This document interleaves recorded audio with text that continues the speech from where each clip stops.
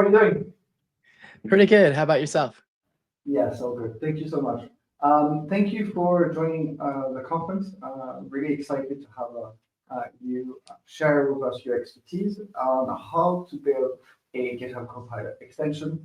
I'll just preface this by saying that Nick is a developer advocate at Pomorium and is pretty much an expert in the open source and zero trust space. So that said, I'll switch it to you, Nick. Okay, perfect. Cool. Awesome. Hey, everybody. Thanks for joining.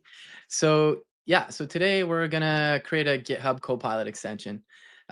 I've given this talk a few times. Sometimes it's an hour, sometimes it's 30 minutes. This is the first time doing it 15 minutes, so which is totally fine. But we're gonna not speed run, but we're gonna get to it.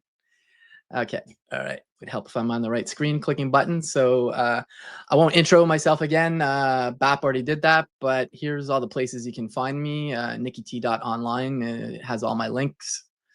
From Montreal, Quebec, Canada. So if you like poutine, you are my friend.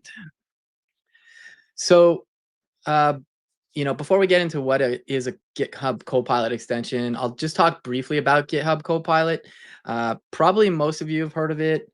If you haven't, it's like a coding assistant that is more than just a coding assistant. They have like an agent mode where it can keep iterating on things now these days. But the interesting about GitHub Copilot is, like, many of you probably use VS Code. It's available in there, but it's actually also available on github.com.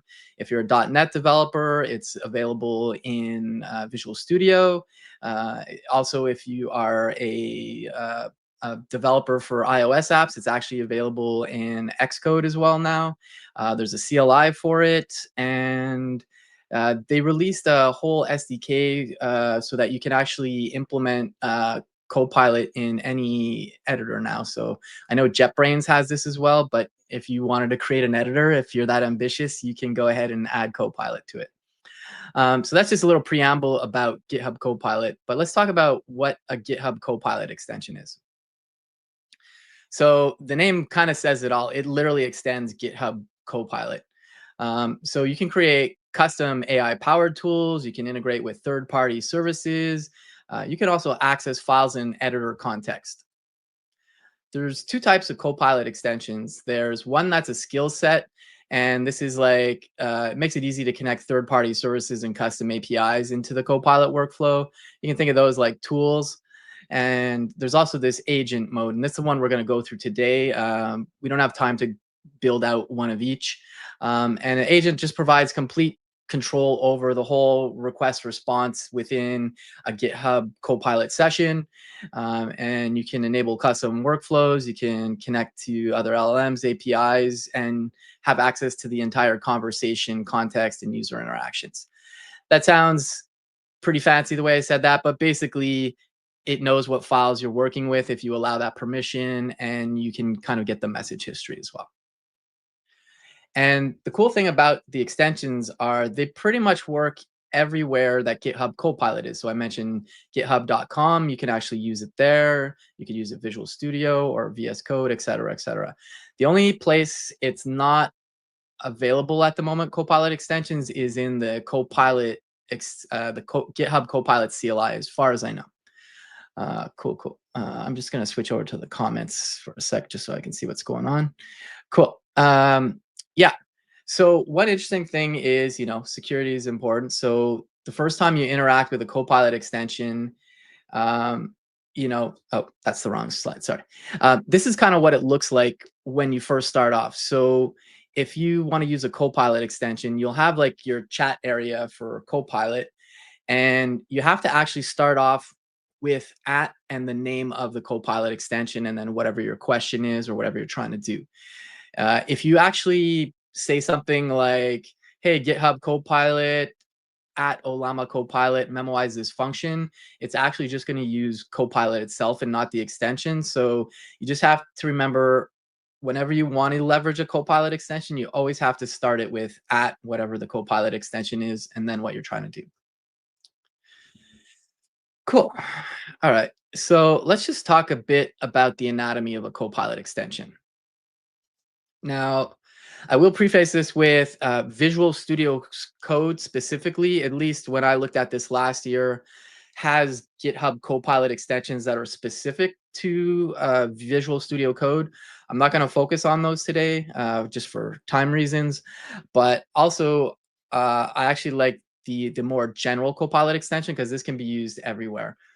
And basically what you need to have a working Copilot extension is you need a publicly accessible web application or something that can serve endpoints. That's number one.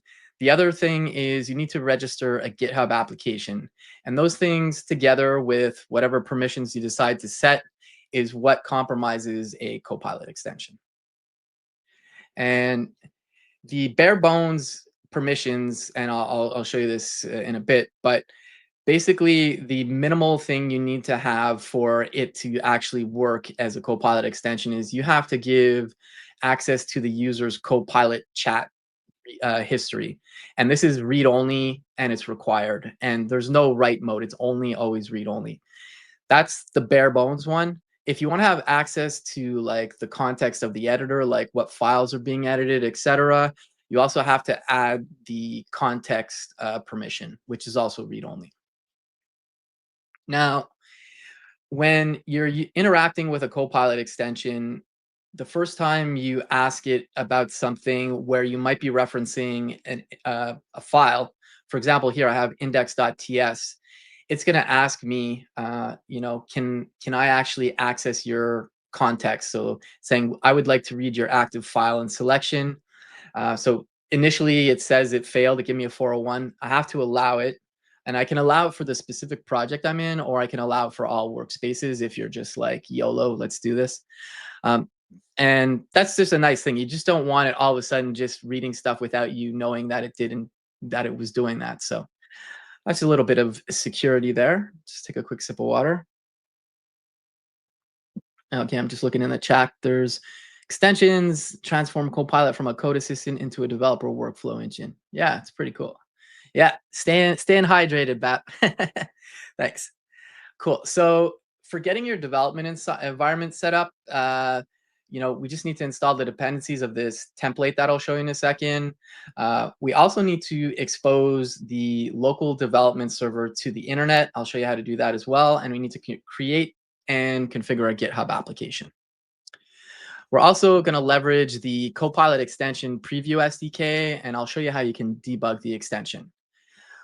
One thing I'll mention about Copilot extensions is right now with the preview SDK, it's specific to JavaScript, TypeScript, but a Copilot extension that serves endpoints, it can be literally in any language. It could be Go, Elixir, I don't know, assembly if you're ambitious maybe.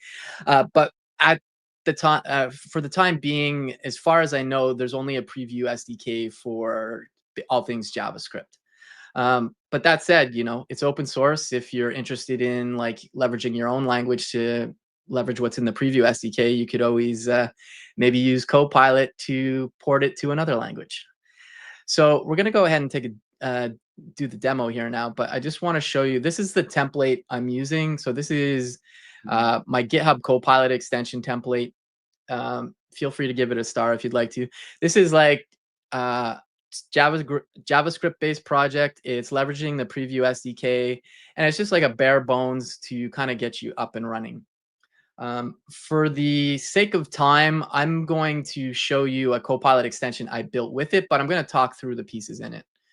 All right, so immediately sharing this. All right, awesome, cool. So let's go ahead and move over to the editor. And I know some people are probably going to say light mode, my eyes, but I find I live stream a lot, and I find light mode actually works better for sharing screens and stuff. Okay, so let's back up a bit here. Okay, that's the debug environment. But let's go back to here for a second, and let's go through what you need to do to actually configure the GitHub Copilot extension from the GitHub app perspective. So you want to go to your settings, and then you come down here, and it's developer settings, and I'll zoom this in a bit. You can see I've done this a few times. I'm just going to walk you through what you need to have here. So this is the one we're going to demo. So I've already created it, but essentially when you go to create it, it's the same kind of flow. There's a few things here and the required fields. So you have to give it a name. So I call it the product manager. Spoiler alert, we have a Copilot extension that's going to be a product manager for us. And when you actually reference it in the Copilot chat, this name is what's going to be used, but it'll be like at the dash product dash MGR, for example. Oh, cool. Thanks for sharing the template. So you need to have a name, obviously. The homepage URL, I'm using the same URL that I'm using as the endpoints that I'm going to be using in Copilot. But if this was like you're deploying this to production, you would probably have like a branded page on your website, or maybe it's part of the Copilot extension. For now, it's a required field, so I'm just putting it there. So like if I come to this, you should see, okay, yeah, I have to say continue. But you can see here, it just says, welcome to the Copilot extension template. That's my branding. But let's close that. The other things, just to note, you need to add a callback URL, even if you're not using OAuth. I hung out with a bunch of the folks from GitHub at one point to go through this when this came out last summer. And this is apparently still a required field, even though it's not used. So you just fill it in. I just put the same URL. I think from a UX perspective, they're gonna axe that at some point if you're using a Copilot extension. Do not have a webhook active, and that's pretty much all you need to do there. And then let's talk about permissions. So I mentioned before, so we need account permissions. So at a minimum, you need this Copilot chat, and you need to have it set to read only. There's only two options, no access or read only. Without this one, it's just not going to work. I have this other one also added, and this is so I can get access to the editor context. This one is optional. It depends what you're doing with your extension. So those two things there. And then we come to this new tab that's been in, I guess, GitHub apps for about a year maybe. And by default, it's set at disabled. We want it as agent for this particular one, but you can also do skill set, which I mentioned, which is kind of like a bunch of tools that Copilot can access. We're going to focus on the agent one. And then basically the main thing is we need to have an endpoint here. And this is where your extension is actually going to, like from GitHub Copilot, Copilot is going to do a form post to this URL. And then, I just have like, what is this extension? And I say, you are a wacky project manager that, suggests wacky humorous product feature ideas. You kind of get the idea. So it's a bit of a spoiler. Okay, let's go ahead here and move over here now. So the other thing I want to talk about is we have the preview SDK stuff. I'm using some nice features in here. So they have all these helper functions. So you can say like create an acknowledge event. What this does is when the request comes in, it will notify the Copilot UI that like, okay, something's happening. And then you'll see like the UI adjust to show that something's happening. And when you're done, whatever your request was, you can say done, and that'll notify the Copilot UI to just say like, stop spinning or stop doing what you're doing. And there's some other nice things here. You can get like the user message, which is the latest question you ask or the latest prompt. There's some security features to verify and parse the request to make sure, it's still an endpoint so people can actually post to it. So, there's that too. I'm using Hano. Again, you don't have to use this. This is just what I decided to go with the template. Now, a few things to notice here. I'm just going to stop this for a second. As I mentioned, we need to make this publicly accessible on the internet. So I'll drop this in the chat, but if all of you go to, well, not all of you, well, it doesn't matter, I guess, but if you go to this URL I just posted in the comments, you should be, okay, I can't post it. Oh, there it goes. You should be able to go to that URL and you should see like a welcome to the Copilot extension. The way I do that, and there's many tools you can use to do this, but since I'm in VS Code most of the time, I basically go with the built-in stuff. They have port forwarding, so I've decided to port forward port 3000, which is what my web app is running on, and I'm just going to make it public. By default, it's private. Those are the two criteria there. Now, I'm just going to go ahead and start the dev server. I've got the debugger running here too, and on the right here, I'm going to ask a question. Well, I'm going to say like, at the product manager / feature, because I want it to give me a new feature. And this is going to start thinking, okay, and now we're in the debugger here, and this might time out because I'm in here, but basically there's some security checks. So I'm checking if it's a valid request. It is. It verified the payload that came in. So there's like special headers from GitHub to just verify the authenticity. That's a nice out of the box thing. Let's go ahead and let it run. And so what this extension does is it's just going to create a wacky product idea. So I was talking to my friend Gant Laborde, because I give this talk at All Things Open AI, and he's like, love the talk, but it'd be cool if you had like a wacky extension. So I decided to make the crazy product manager, well, not crazy product manager, but wacky ideas product manager. So it says, sure, introduce the procrastinators pause button. And I can give feedback on this. So let's say like, awesome, let's only let them press it every 5 minutes. So now I'm interacting with the Copilot extension. I'm going to detach here just so that it can run. And we can close the side panel here just to get a bit more real estate. This is running on my local machine, so it could be a little slower. But you can see here, I'm interacting with it. It's suggested like, okay, that's great. Let's add the 5 minutes and stuff. So, okay, at this point, I'm like, okay, I'm pretty happy with that. So I'm going to say /done. Now, I'm like, this is a great idea. Perfect. Okay. Now, the nice thing here is I just got a prompt, and this is actually another thing that comes with the Preview SDK. I can actually output instructions for Copilot to give me a prompt. So I'm going to say, do I want to generate a products requirements document? And you can say yes or no. I'm going to say yes, just to show the rest of what I did here. And this is a goofy demo, I know, but I was thinking about it after I built this demo. This could actually be very valuable as a real PRD generator, just not with wacky ideas. And so I'm able to just generate this. And this is like a way for me to extend GitHub Copilot with something bespoke that I needed, because like who doesn't need a wacky product manager coming up with wild ideas? But you can see it took our whole discussion.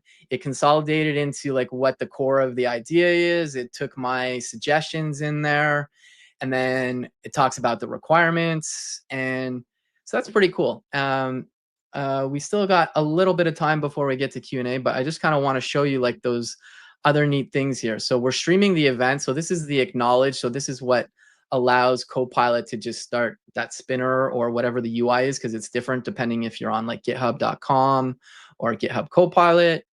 And then you can see here, I just have this template. I did this all in line. That's generally probably not a best approach in terms of like if you're programming something, but this is a small demo. But basically, I've just have this kind of hash table of like all the brainstorming sessions and the ideas. And then I just generate it in there and put it in a nice way, and then I do some cleanup if there's markdown and stuff. That's a TypeScript error that I guess I need to fix, but I'll get.